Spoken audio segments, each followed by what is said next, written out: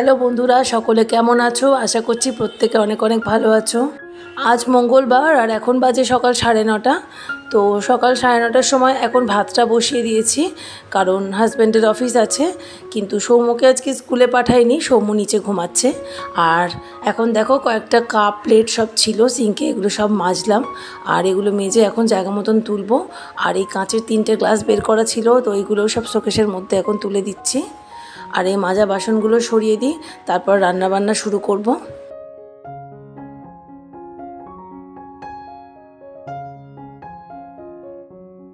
আর ভাত বসিয়ে দিয়েছি, আর এদিকে একটু ডাল বসাবো। তো ডালটা করব হচ্ছে তোমার ডাঁটা দিয়ে। যখনই আমি ডাল রান্না করি, যে কোনো ডালই হোক না কেন, তার মধ্যে 2-1টা যা সবজি থাকে ঘরে সেটাই কিন্তু দিয়ে দিই। আর এখন ঘরে 4-5টা সজনে ডাঁটা পড়ে রয়েছে। আর ডাঁটাগুলো ডালের মধ্যে দিয়ে খেলে কিন্তু দারুণ টেস্ট হয়। তোমরা কে কে খাও জানাবে। তো আগে আমি করতাম না, কিন্তু এখন ডাঁটা দিয়ে ডালগুলো রান্না করে দেখি এত সুন্দর ডাঁটার একটা টেস্ট একটা বেরোয় ডালের মধ্যে, যে কি বলবো। তো এখন আমি যখনই ডাল রান্না করি তখনই কিন্তু বেশিরভাগ সময় কিন্তু ডাঁটা দিই। আর এখন দেখো মুসুর ডালটা 4-5 বার খুব ভালো করে জলে ধুয়ে নেব, তারপরে এটাকে সেদ্ধ করব। আর ডাঁটা দিয়ে একেবারে একসাথে সিদ্ধ করব, তাহলে কি সবজির গুণাগুণটা ডালের মধ্যে চলে আসবে। তো এখন ডাল সেদ্ধটা বসিয়ে দেবো, আর ওদিকে একটু কাঁকরোল আলু এগুলো ভাজবো। রিজু সকালে যেমন কলেজ যায় তেমনই চলে গেছে, ওই 7টা 7:30 নাগাদ বেরিয়েছে। তো তখন ওর জন্য ভাত বসিয়েছিলাম, আর ডাল সেদ্ধও তখন করেছিলাম ওর জন্য। আর রিজু যেমন সকালবেলা কলেজ যায় তেমনই কলেজ বেরিয়ে গেছে, ও তোমার বেরিয়েছে এই মোটামুটি 7:30টার সময়। আর ওকে ভাত রান্না করে দিয়েছিলাম, ও তো খেয়ে গেছে। আর ওকে টিফিনে একটু পাস্তা করে দিয়েছিলাম, তো সেইটা টিফিন নিয়ে গেছে।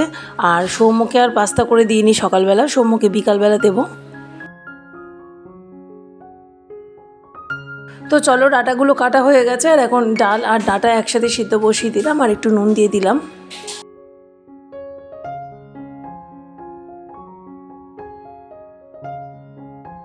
আর এখন ছাদে যাব, আর সার্ফের কৌটোটা নিয়ে নিয়েছি, সার্ফের প্যাকেটটা এর মধ্যে ঢালবো। এই যে, তো চলো ছাদে যাই। দেখো সকাল থেকে না অনেক বৃষ্টি হয়েছে আজকে। গতকাল কিন্তু প্রচণ্ড ভালো ওয়েদার ছিল, রোদ ছিল, হাওয়া ছিল। তো আজকে আবার সকাল থেকে প্রচণ্ড বৃষ্টি হয়েছে। তো এই যে জামা কাপড়গুলো দেখছো, এগুলো গতকালের মেলা ছিল, ভেবেছিলাম আজকে একটুখানি শুকিয়ে তারপরে তুলবো। তো এমন বৃষ্টি হলো সকালবেলা, তখন আমি আর ওপরে উঠিও নি। তো তখন আবার সব জামা কাপড়গুলো ভিজে গেছে। ওপর নিচ করতে এই এক প্রবলেম, জানো তো, এক ফ্লোরের মধ্যে থাকলে কি দৌড়ে গিয়ে তুলে আনা যায় চট করে। তো এই চাদর, নাইটি, একটা বরের জামা এইসব ছিল।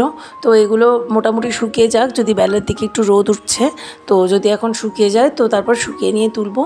আর এই দেখো, আজকের কাঁচাটাও কিন্তু আমাকে কাচতে হবে, কারণ এগুলো জমিয়ে রাখা যাবে না। বর্ষার দিন এমনি জামা কাপড় শুকোচ্ছে না, তার মধ্যে আমাকে কেচে ফেলতেই হবে। কেচে তারপর যেখানে মেলতে পারি মেলবো, আগে কেচে তো নিতে হবে। তো এখন এই যে সার্ফ দিয়ে দিলাম, আর এখন মেশিনে টাইমার ঠিক করে দিলাম। আর এখন কাঁচাটা হতে থাকুক, তারপরে এইগুলো ততক্ষণ শুকিয়ে যাবে, একটু বেলা হচ্ছে। তো এগুলো শুকিয়ে গেলে তারপরে এগুলো তুলে ঘরে নিয়ে যাব, তারপরে আজকেরটা মেলবো। দেখো গতকালের এই জামা কাপড় সব মেলেছিলাম, এখনও ভালো করে শোকায়নি। এই যে জামাটা একটু ভিজে আছে, চাদরটাও একটু ভিজে আছে, শুকিয়ে গেছিলো। আজকে সকালে আবার এত জোরে বৃষ্টি হয়েছে, তখন আমি ঘুম থেকে উঠিনি। চলো কাঁচাটা বসিয়ে দিলাম, এখন ঘরে যাব। এখন ঘরে চলে এলাম, এখন বাজে তোমার 1টা। আর আজকে জামা কাপড়গুলো কিচ্ছু শোকায়নি। তো গতকাল মেলেছিলাম, গতকাল রোদ ছিল, শুকিয়ে গেছিলো। তো ভাবলাম আজকে সকালে আর একটু রোদ পাওয়ার পরে তুলবো। তো সকাল থেকে এত জোরে বৃষ্টি হয়েছে, আর আমি তখন নিচে ছিলাম, ওপরে উঠিনি, ছাদেও আসিনি। তো তার মধ্যেই সব ভিজে একাকার হয়ে গেছে। তো এখন দুপুর হতে চলেছে, এখন একটু রোদ উঠেছে আবার। তো এখন ছাদে গিয়ে দেখলাম, এখন দেখলাম শুকিয়ে গেছে মোটামুটি, তাও বেশ খানিকটা অল্প অল্প ভিজে রয়েছে। তো ওগুলোকে আবার পরে শুকিয়ে তুলতে হবে। ডাঁটা দিয়ে ডালটা বসিয়েছিলাম, সেদ্ধ হয়ে গেছে। আর এখানে না একটু কাঁকরোল আর আলু ভাজা করবো। এই যে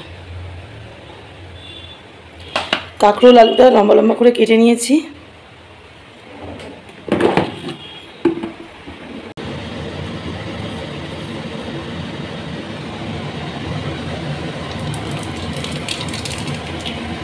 এখন এই কাঁকরোল আলুটা ভাজা করবো।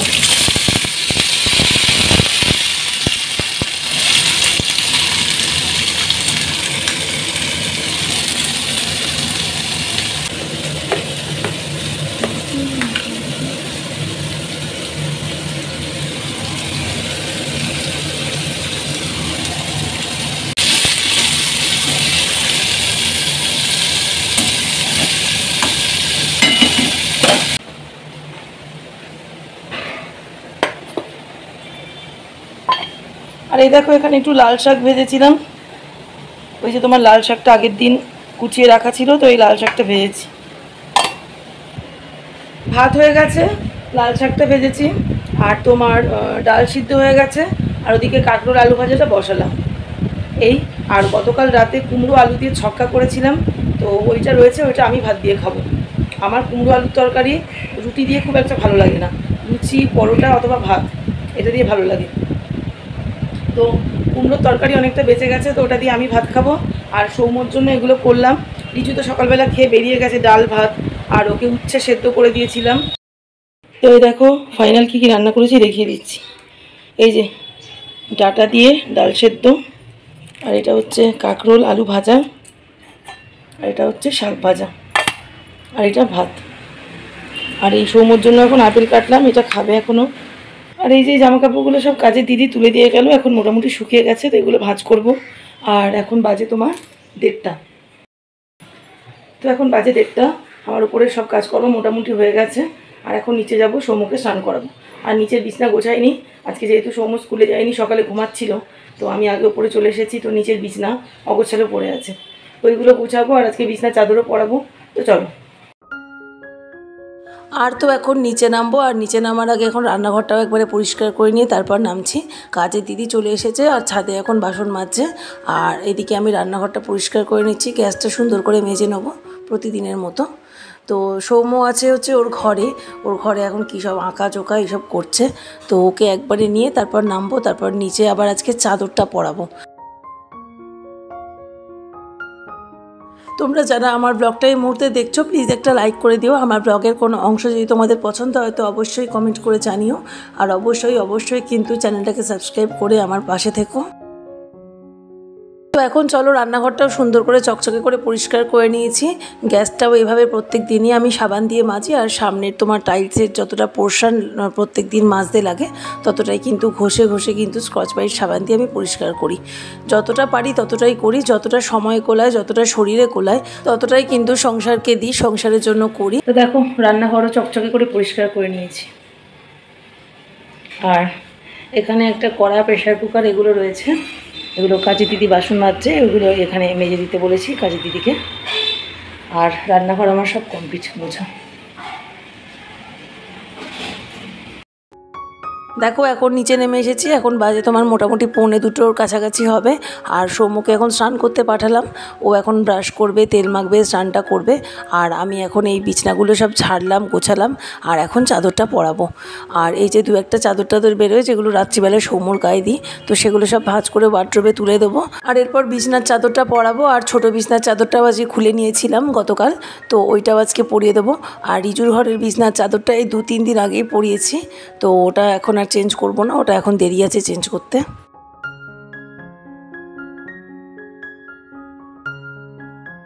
আর এখন নিচে নেমে দেখছি এই জানলাগুলো আর কেউ খোলেনি। আমি যেহেতু সকালবেলা উঠে এসেছিলাম রিজুর ভাত টাত করার জন্য, টিফিন করার জন্য। তারপর বেলায় তো সৌম্য ঘুম থেকে উঠে ওপরে ওঠে, তো তারপরে আর নিচে নামা হয়নি, তো ওই জন্য জানলাগুলোও সব বন্ধ হয়ে পড়েছিল। তো এখন সুন্দর করে তোষকটা ঝেড়ে নিলাম, আর এই জানলা টানলাগুলোও একটু ভালো করে মুছে নিচ্ছি। এই জানলাগুলো কিন্তু এখন রোজ আমি মুছতে পারি না, এই তোমার ধরো এই সপ্তাহে একবার মুছলাম, কি 4-5 দিন পর পর মুছলাম। যখন যেরকম ধুলো নোংরা পরে দেখি সেরকমই মুছে নিই। যখন দেখি যে নোংরা হয়ে গেছে তখনই কিন্তু সঙ্গে সঙ্গে একটা কাপড় দিয়ে মুছে নিই। তো এরকম করলেও কিন্তু তোমার ঘরবাড়ি সবসময় পরিষ্কার পরিচ্ছন্ন থাকবে। তোমাকে যে নির্দিষ্ট রুলস মেনে বা কয়েকদিন অন্তরই যে তোমাকে টাইম ধরে করতে হবে সেরকম কোনো ব্যাপার নেই। যখনই তুমি ঘরবাড়িতে কোথাও ঝুলটুল পড়ে থাকতে দেখবে, বা যখনই দেখলে যে একটুখানি বেশি নোংরা হয়ে গেছে কোনো জায়গা, সেখানটা তুমি যদি কাজটা না ফেলে রেখে চট করে তখনই গুছিয়ে নিতে পারো বা ক্লিন করে নিতে পারো, তাহলে কিন্তু দেখবে তোমার ঘরবাড়ি কিন্তু কখনোই খুব বেশি নোংরা হবে না, আর তোমার কাজের চাপও তোমার মাথায় কিন্তু সবসময় পড়বে না। আমি তো অন্তত এই রুটিনটাই ফলো করি, কারণ আমার যেহেতু একা হাতেই সবটা সামলাতে হয়। এখন আবার বাড়িতে এসেছি, ওপর নিচ ছাদ সবটাই মেনটেন করতে হয় কম বেশি, তো আমাকে কিন্তু সাহায্য করার মতন কেউ নেই। আর রিজুও সকালবেলা থেকে বেরিয়ে যায়, বড় অফিসে বেরিয়ে যায়, সৌম্যকে নিয়ে সারাদিন আমার থাকতে হয়। বাচ্চা সামলানোর তো একটা সবসময় ধকল থাকেই, তারপরে বাড়ি ঘরের কাজ রয়েছে, তারপরে তোমার ব্লগিং রয়েছে, নিজস্ব কাজ রয়েছে, নিজস্ব কিছু সময় কাটানো রয়েছে, তো সব মিলিয়ে কিন্তু আমাকে সবটা কিন্তু অ্যাডজাস্ট করতে হয়। তো এই জন্য কিন্তু আমার নির্দিষ্ট কোনো শিডিউল নেই নেই যে এই টাইমেই আমাকে এই কাজটা করতে হবে। তো আমি আমার সুবিধা মতন সুযোগ মতন যখন টাইম ফাঁকা পাই তখনই কিন্তু ঘরবাড়ি পরিষ্কার করার কাজটা আমি করে থাকি। তো দেখো বন্ধুরা, সুন্দর করে এখন চাদরটা পরিয়ে নিচ্ছি, আর এরপরে ছোটো বিছনার চাদরটাও পরাবো। বিছনা পরিপাটি করে চাদর না পাততে পারলে আমার কিন্তু একদমই শান্তি হয় না, মন খুঁতখুত করে সব সময়। আর যখন দেখি যে এই পরিষ্কার টান টান করা চাদরের ওপরে ওরা এসে ধামসাচ্ছে, নোংরা করছে, তখন আমার আরও রাগ ধরে যায়। সত্যি কথা জানো তো, বাড়িতে খুব চেঁচামেচি হয় এই ঘরদোর নোংরা করার জন্য। আর সৌম্যতাও বাচ্চা মানুষ হলেও আমাকে কিন্তু বেশ খানিকটা হেল্প করে দেয়। ও নিজে যেমন ঘরদোর নোংরা করে, ও কিন্তু আবার পরিষ্কারও করে দেয়। আবার এক এক সময় বাচ্চা মানুষ মনে কি জাগে হয়তো করেও না, দুষ্টুমি করে চলে যায়। আর কি করব বলো, বাচ্চা মানুষ, বাচ্চা নিয়ে তো সংসার যারা করো তারা তো জানোই যে ঘরদোর কীরকম কী থাকে বাচ্চাদের বাড়িতে। আমাদের কিন্তু ঘরদোর যথেষ্ট পরিষ্কার রাখা কিন্তু যথেষ্ট চ্যালেঞ্জিং, কারণ ঘরে বাচ্চা থাকলে ঘরদোর অগোছালো, নোংরা, ধামসানো এগুলো কিন্তু হবেই। আবার যখন ওরা একটু বড় হবে, নিজেদের জগৎ যখন ওদের তৈরি হবে, তখন দেখবে যে তোমার পরিষ্কার ঘর বাড়ি পরিষ্কারই পড়ে আছে, তখন আর ধামসানোর বা নোংরা করার মতনও কেউ নেই। তো যাই হোক, এখন বাচ্চা ছোটো, এখন এইভাবেই দিন চলবে। তো দেখো বন্ধুরা, এখন কিন্তু বিকেল হয়ে গেছে, আর দুপুরবেলা স্নান খাওয়া করে তারপর আমি কিন্তু নিচেই রয়েছি, এখন আর ওপরে উঠিনি। সৌমর তো খাওয়া দাওয়া হয়ে গেছিলো, তারপরে ওকে নিয়ে নিচে নেমে তারপরে আমি স্নানটা করে তারপরে একটু নিচেই বসে আছি। আর তারপরে উপরে গিয়ে খাওয়া দাওয়াটা করে তারপর বাসনপত্র বাসনগুলো সব গুছিয়ে টুছিয়ে টেবিল মুছে তারপরে একদম নিচে নেমে গেছি। তারপরে এখন নিচে নেমেছি, এখন তোমার মোটামুটি 5টার কাছাকাছি বাজে। তো এখন ভাবলাম যে এই বালিশের কভারগুলো পরানো হয়নি দুপুরবেলা, তো বালিশের কভারগুলো এখন পরিয়ে নেবো আর তারপরে একটু রেস্ট নেব।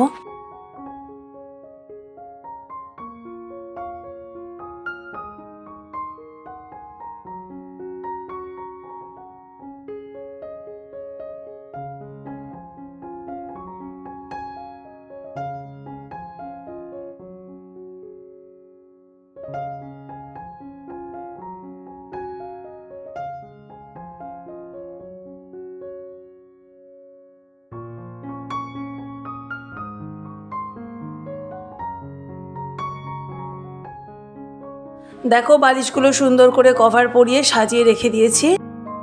দেখো এখন বাজে বিকাল 5টা 15। তো খাওয়া দাওয়া হয়ে গেছে অনেকক্ষণ, এই 3:30 নাগাদ খেয়ে নিয়েছি। তো এখন এই নিচেই রয়েছি, দোতলায় রয়েছি।